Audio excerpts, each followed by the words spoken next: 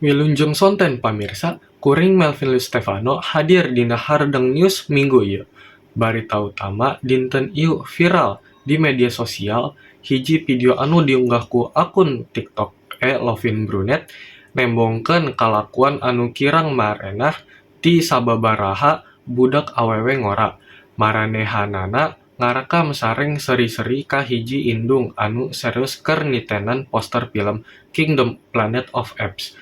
Video eta langsung viral sareng diomean ku netizen anu ngabela eta indung sareng nyatakeun yen teu aya anu salah dina kalakuan eta indung.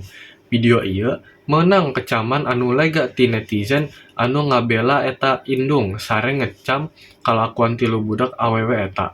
Kalakuan anu henteu pantes ti Lovin Brunet ieu ngabalurkeun karma sareng mangruhan kahirupan pribadina.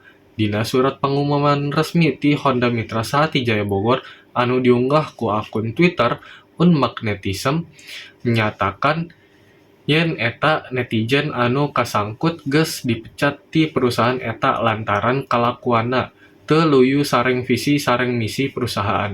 Kalakuan tegas ti pihak perusahaan ieu menang pujian ti para netizen.